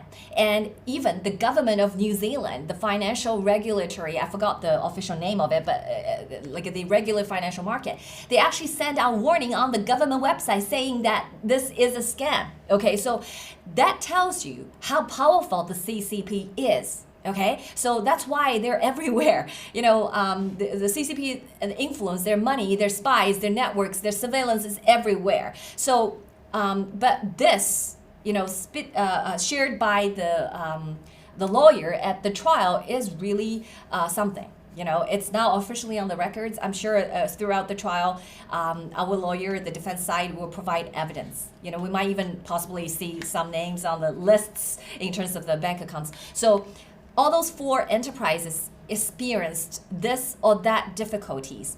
However, they did not stop us from keep going and did not stop Miles from keep going. And because he continued, he never gave up, this movement grow to today's size, that we become a real threat to the totalitarian regime, the CCP. So back on the 38, I almost finished, and we will let Kevin go. So I want back onto the page 38. It says here, we will know that the CCP has 1,000 different ways to mess with Miles Guo and to try and stop the political movement that was really the essence of his entire being. Okay, so the red part that I highlighted on the screen. So yes, throughout the trial, you will see those thousands of different ways. Okay, so that is why we're so in awe from like a Miles Guo. Like I think a lot of people regarded him as a mentor, as a teacher, as a brother. Is because we've never seen a person like him. Okay, like had to go through so much hardship in life, and he never once said, "I'm gonna give up." Never once he said that. I don't think anybody, just as you mentioned, anybody would be able to stand today still on this conviction. So this is why all the followers, we are completely convinced, this have divine blessing. This movement, this whole thing is meant to be, because we've experienced so much miracles along the way. And if you follow the show, you will see all those thousands different ways the CCP actually took to sabotage the movement and Miles Guo and his family and his associates. So actually, as I mentioned earlier in the show, the CCP is on trial here. Okay, although the CCP is not in the room, they're not a defendant, but everything we're going to talk about in this courthouse for the next 7 weeks is about CCP's dirty tricks and the mafia style of illegal activities are going to be put it under the sunlight. And for the juror, for the 12 jurors, 18 of them, the juries to deliberate, and for the judge and for the for the entire court, because a lot of those documents are going to be publicized. So then, and then to say why he endeavored to overcome each and every one of those hurdles. He was determined to make sure the movement survived, and he wanted to make sure others who wanted to join the movement were able to do so. Remove all the barriers, because for you to stand here, because a lot of people ask me the question, have you ever in fear, like do you because we know that CCP is everywhere, the surveillance, they're hacking your phones, they're targeting your family back in China. So let me ask you, Kevin, were you afraid of anything, like prior to coming here today, joining because you traveled from Canada to here to attend the Miles Guo's trial? Were you afraid before you leave for the trip? Will you think about consequences in terms of doing this? Personally, I was nervous, but I wouldn't say I was afraid. Yeah. Because I grew up in the West, right? I haven't actually felt the oppression of the CCP, those from who escaped from mainland China. And so when I came here, I just focused on my mission, and that was to focus on the trial, and then help do whatever I can here to help spread the message of the trial, and spread the message of taking down the CCP. Okay, so that's awesome. So I think we're so grateful for Miles Guo and those businesses, because throughout this we've met so many fellow fighters, and none of us came in because the GTV a fundraising started in 2020, right, in April 2020, but the movement started in 2017. None of us came in thinking about this is an opportunity of getting rich. All of us come in because we wanted to take down the CCP, because we were inspired by those Hong Kongers, by the young Hong Kongers on the street of Hong Kong and calling for, the withdrawal of extradition bill, right, in 2019. That reminds me of the 1989 June 4th students movement. So we all came in with a very a clear goal, that is, we are not happy with the CCP. We wanted to end this regime and bring a different system back to China. So that's why we're here. And then along the way, opportunity came in, and because the censorship, because the deplatform happened to all of us, because we were trying to tell the world the truth. COVID-19 is a bioweapon. The vaccine is the plan B of the bioweapon, extension of the bioweapon. Don't get the vaccine because they're harmful, they're not helpful. We're trying to tell people the truth, but we couldn't, because all of us being censored, all of us being deplatformed. That is why we have a GTV alternative. That's where we started to broadcast the truth. But then we've been sabotaged every step of the way by the CCP until the fight continues today in the court. So because we have enough time, a very limited time, so I'm gonna let Kevin go, and I have a second guest is waiting. So thank you so much, Kevin. Is there anything you want to share with the audience before you leave today? Well, first, Eva, thank you so much for having me today. And for the audience, I would say please pay attention to Miles' trial. Please stay up to date with our socials on GETTR, Twitter. Please spread the message about Miles' trial. And trust me, I promise that this will be the trial of the century, even though it may not seem like it, but this affects the life of everyday Americans. Even if you're not directly affected by it, you will be indirectly affected by it in the future, and even right now. And please cherish the fact that you're able to live in a free country, with freedom of speech, democracy, and you can say what's on your mind without, the fear of being arrested or tortured or interrogated. Yes. And please, please pray for Miles. Yes. Yeah, we all have to protect that. That's wonderful. Thank you so much, Kevin, for coming today. And I will let you go. I see you next time. Thank you for having me. Yeah, thank you. Okay. Meta, the parent company of Facebook, said today it's taken down this Chinese disinformation campaign that it calls part of the largest known cross-platform covert influence operation in the world. The campaign, which appeared to be centrally controlled in China, was active on more than 50 platforms, including Facebook, Instagram, X, YouTube, TikTok, and a whole bunch of others. As reported, the campaign also attempted to seed disinformation about Miles Guo. 这就是从今天往回看这个历史，有多少的荒唐的事情，有多少没办法想象、不可理解的谣言发生在文贵的身上和我们这个推特的世界。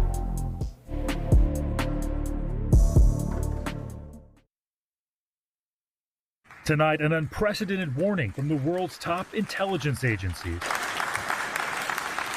In their first ever joint speech, FBI Director Chris Wray and his British counterpart, MI5 Director Ken McCullum, underscored what they say are growing threats, spying, hacking, and other covert activity from China. We consistently see that it's the Chinese government that poses the biggest long-term threat to our economic and national security. The widespread Western assumption that growing prosperity within China and increasing connectivity with the West would automatically lead to greater political freedom has, I'm afraid, been shown to be plain wrong. As the U.S. heightens warnings about China, MI5 is now saying its efforts to investigate China's intelligence activities have grown sevenfold since just 2018. Plus, the intelligence agencies saying China is making moves to protect its own economy on another front, to guard against possible future financial sanctions from the West. After Russia invaded Ukraine, sanctions have cost billions of dollars globally. But even more Western businesses have deep roots in China. The FBI director warning a possible invasion of Taiwan and the economic ripple effects could be far more costly and far more dangerous. The Chinese government is set on stealing your technology, whatever it is that makes your industry tick, and using it to undercut your business and dominate your market. And they're set on using every tool at their disposal to do it. And regulators say China may already have a secret weapon, your phone. Last week, an FCC commissioner warned that TikTok is feeding sensitive user data from its app directly to Beijing. It's a really popular app. Millions of people are using it. But really, that's just the sheep's clothing. Underneath the data that it's pulling, it really functions as a sophisticated surveillance tool. He demanded in a letter to Apple and Google that they stop offering the massively popular video app altogether. So far, neither has pulled the app.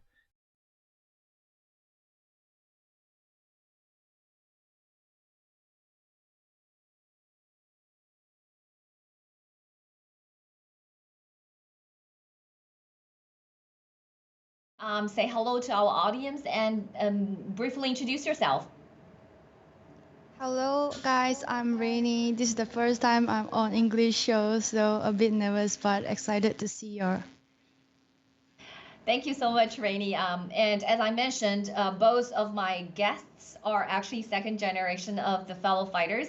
That means they've stumbled upon on this movements and Miles School because of their parents, right? So Rainy, maybe talk to the audience a little bit. How did you find Miles School?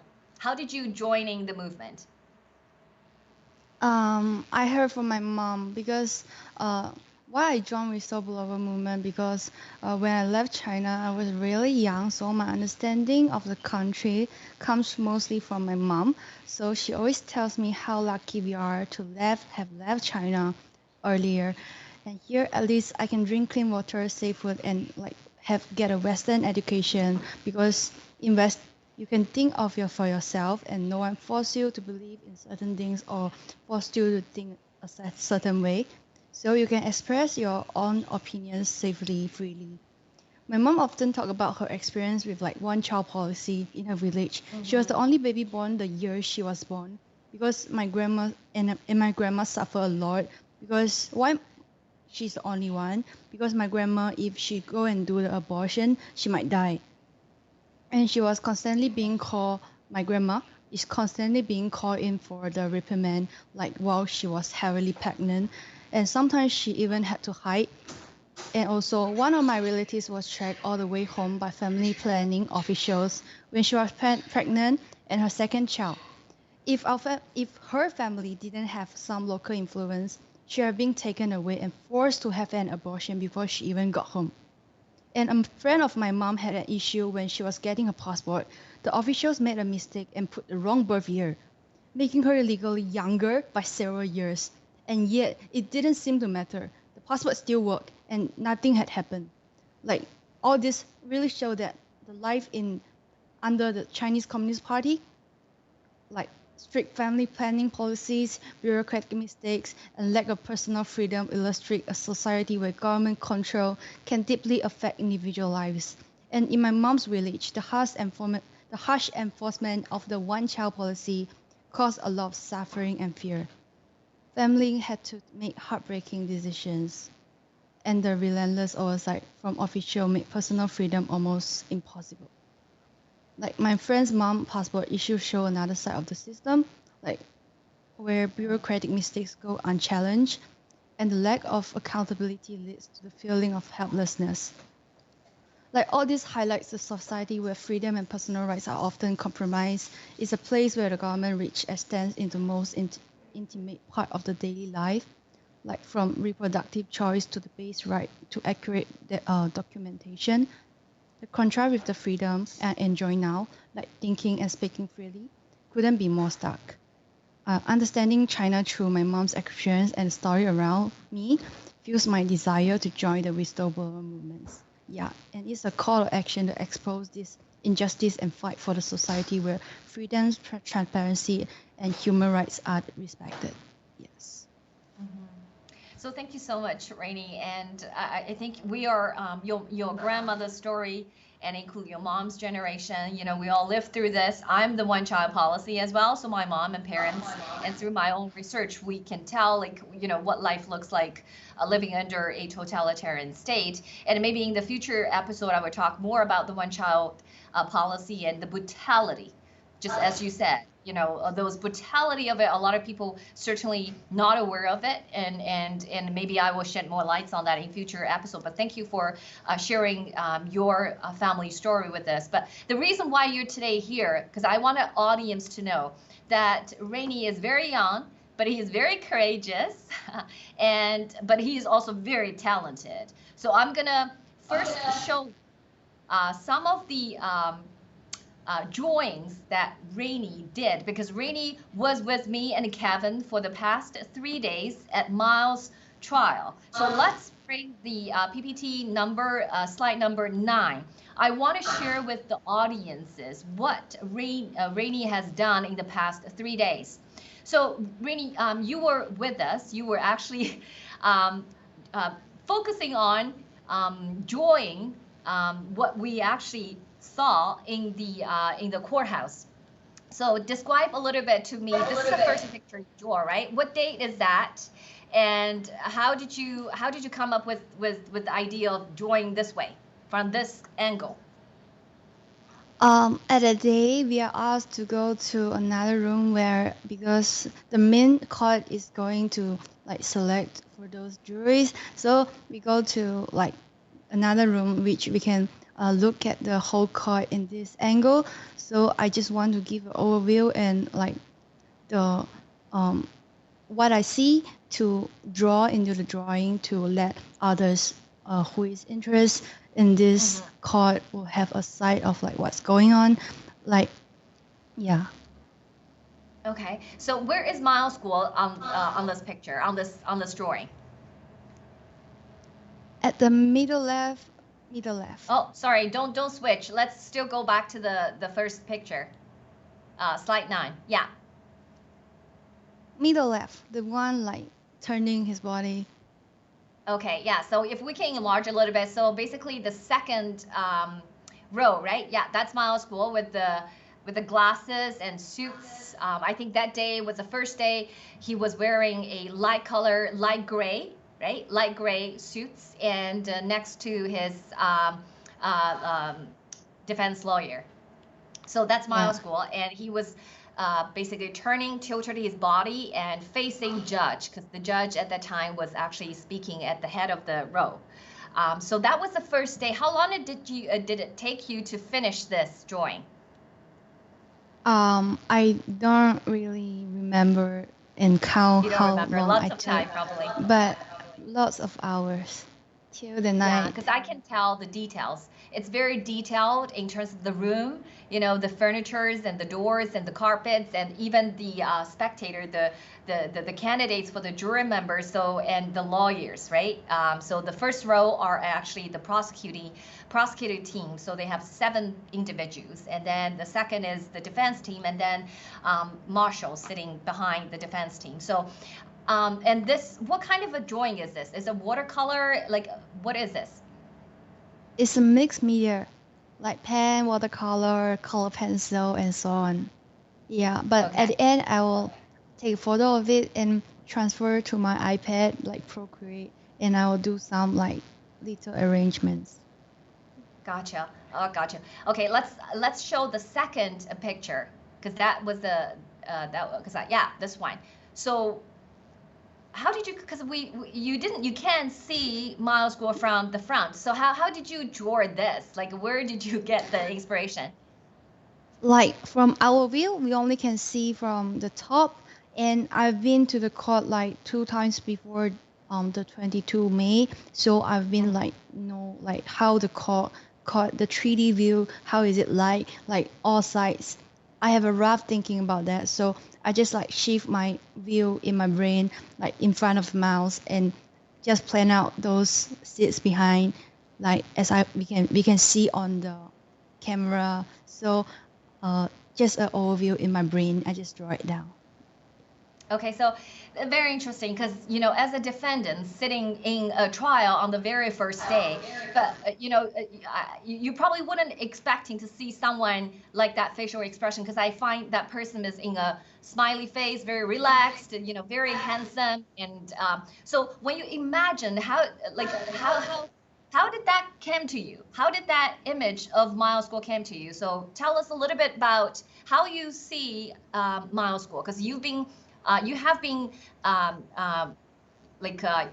working at the headquarters for a while, so you've actually met Miles Guo in person previously, prior to this trial, unlike to my first guest, Kevin, right? So you've kind of talked to Miles Guo. You have a impression and perception of who Miles Guo is. And could you describe that a little bit to us? Like, who is Miles Guo to you, and how did you come up with that imagination on this drawing? Miles Guo to me, the first time I saw him is like at December 31, something like 2023. And the first time I saw him is like, he's so cute, and like the energy, the vibe he gives us is like so cool. To me, he's super cute and super warm and super nice. That's all I'm gonna say, because just now Kevin has said a lot what I want to say. Yes. And like why I want to go to the court and draw this is because the whistleblower movement started by Miles Guo, like is to overthrow the CCP, right? And like safe counters, oppress Chinese people, like people worldwide silently support this cause, each in their own way, and with many unsung heroes like contributing behind the scenes.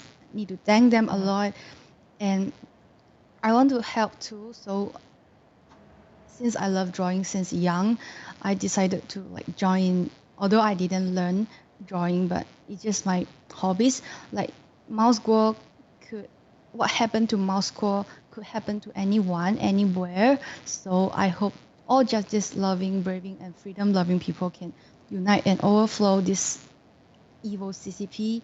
And at 315, like March 15, two of my friends, members of whistleblowing, the new Federal State of China, we suddenly had to go to the Southern District Court, and we just grabbed a notebook and like pens and went without any preparation.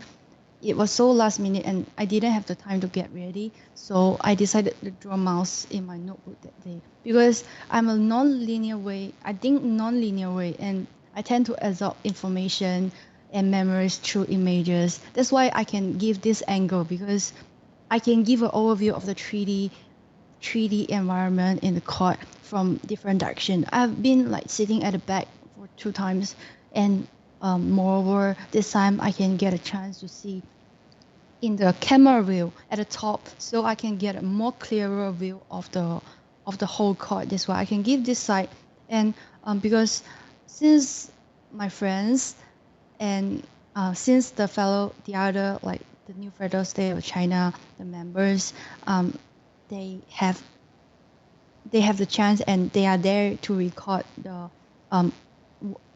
the information that day.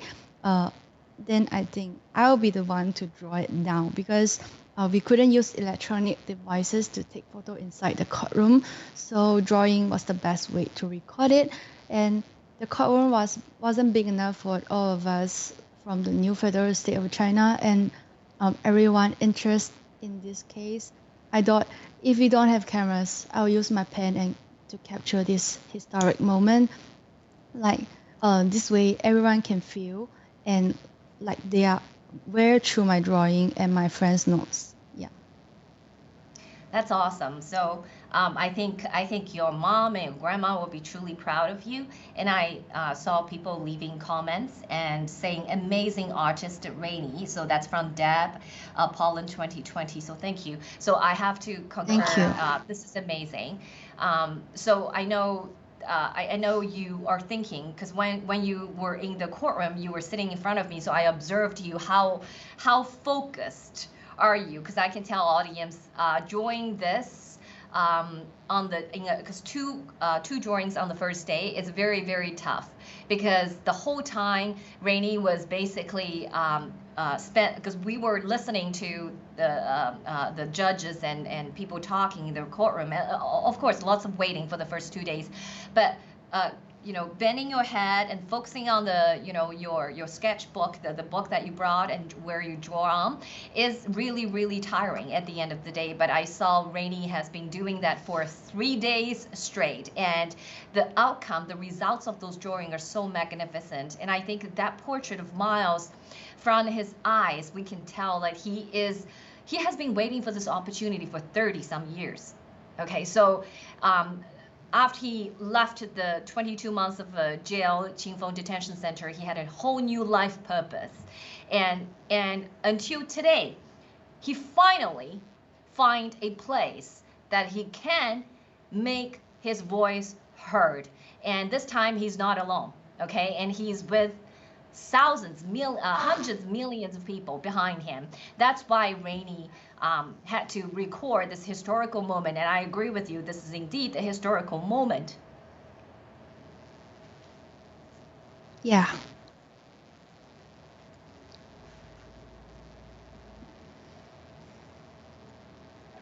Like in the whistleblower movement, like everyone is so brave. Each person dares to say no to the evil and injustice. We all share a common belief and goal, which is to take down the CCP and give Chinese people a clear blue sky, free from the oppression of the communism, the Chinese communism, the CCP. Chinese people are not cowards. We all stand up, and we will stand up bravely and speak the truth, like what we are doing now. And I wasn't told to do what I'm doing now. Joining the whistleblower movement has made me feel more confident and energized to pursue a free China without CCP, without the Chinese Communist Party. We will support Miles Guo every day till the end of this trial. Yes, I actually have 2 more drawings of, if we can bring the 2 more drawings, they're just so wonderful. I don't want to miss it. And I want to show how talented Rainy are, and how confident Miles Guo is, and how confident that we are, that how appreciative that we are in terms of having a platform to share what we know about the CCP and what the CCP did to us. So this is, I think, which day is this, Rainy? Do you know which day is this? 23. Okay, so this is the second day of their hearing. So this is where Miles will wear a double-breast dark navy suits, I think, and he is flipping the paper in front of him and listening with the earphones, listening to the interpreters, interpreters saying basically over the headphone. And what the last, could you show us the last photo? Do we have one more? Yeah. Oh, sorry, we don't have it here. Okay, that's fine. We don't have it here, but the last one is awesome, and I will show you maybe next show. So, Rainy, thank you so much. Before you leave the show, and what else do you want to share with the audiences? Because right now, I can tell you we have about 351 live audience on Rumble. So, what do you want to say to them? Like, you know why the last day I only give like the background of Miles? Because when he hear like what Sabrina says, he have emotions. He finally can speak for himself in front of the world, because before he's like being, all social media is being like shut down and or closed out to prevent him from speaking the truth to the world. And the last drawing, which we will see next show, will be a like class, because I will give a new drawing. And why the 22 and 23? At the date 22 May, I give 2 drawings, because I know that 2 days we won't be going into the court. So I'll give an overall drawing like from the camera to let people know what's going on, and a close-up shot like shows how Miles wear his attire, wears his clothes and uniforms. But in the camera is quite small, so I couldn't capture all the details, and sometimes the color might have a bit difference. And like for example, the ties actually is a very light color, but I couldn't recognize what color is it. It looks like white and like gray and sometimes like light blue, but I just leave it white. That's why I want to like clarify here. And for the second day, which is 23 May, white I give only the close shot, because at first the overall view is already given, so the audience will already know like what's going on like at this 2 day. Yeah, that's it. Thank you. Thank you today. Everything is perfect, you know, because it's not just the techniques of the drawing. I think you captured the atmosphere, you know, something intangible in the air. I think the audience can feel it. So thank you so much for your talent, and thank you so much for your courage to be here. So thank you, Rainy. Thank you for having me. Thank you, Ava, and thank you for all the unseen heroes. Thank you. Yeah, you take care, Rainy. We talk to you next time. Okay. And I promise I will show you the 4th drawing, because that was the day 3 next episode. It was wonderful. So thank you, Rainy.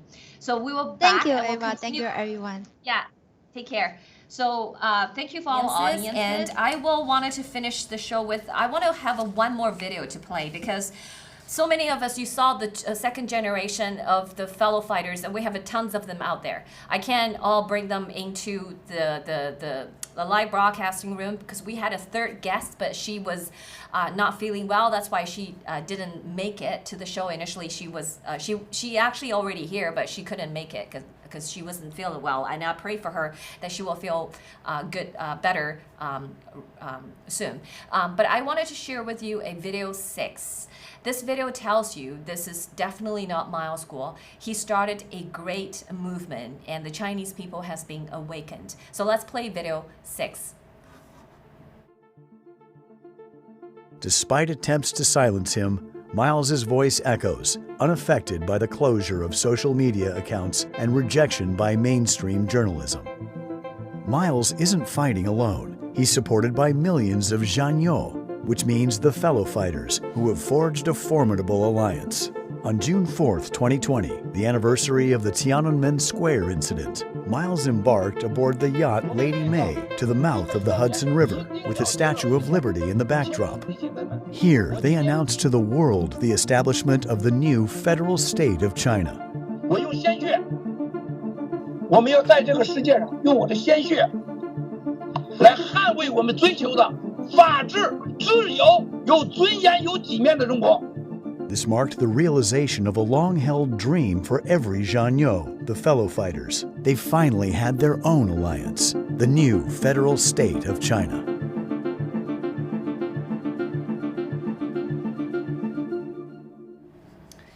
Okay, so I want to read you a closing statement from the opening statement of the defense lawyer, because this has really touched many fellow fighters. And I want to read that sentence to conclude the episode today. So this is actually on the transcript on page 43. If our crew can bring that page, that would be great. So you can actually see the words that I'm reading. So here is the defense lawyer telling the jury.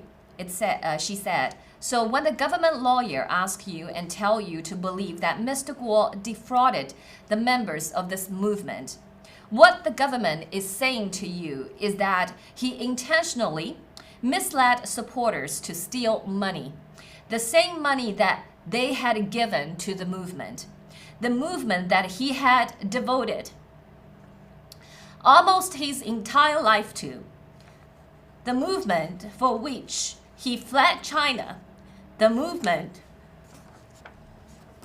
for which he put up with being followed every day, the movement for which his phone was hacked, the movement for which his wife and his daughter sat in prison for 2 years, and the movement for which he was not allowed to leave and travel outside the United States, the movement for which he risked his very existence.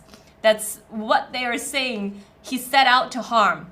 They're saying that he set out to harm the very thing that was almost an extension and symbiotic extension of who he was. And he did all of that even though he had a fortune from a family fund that allowed him to live in luxury. What the government is asking you to believe is not just illogical, it defies common sense. So thank you very much for watching this special episode on Miles' trial. And that's going to be the first 2 episodes, and I will do more of episodes like this in the next 6 weeks. And thank you for tuning in, and share this with your loved ones. And I will see you next Saturday. Thank you. Bye-bye. Meet Miles Guo, the leader of the Chinese pro-democracy movement. How did he become the CCP enemy #1? Let's delve into his understanding of the authoritarian regime that led him to champion a cause against it.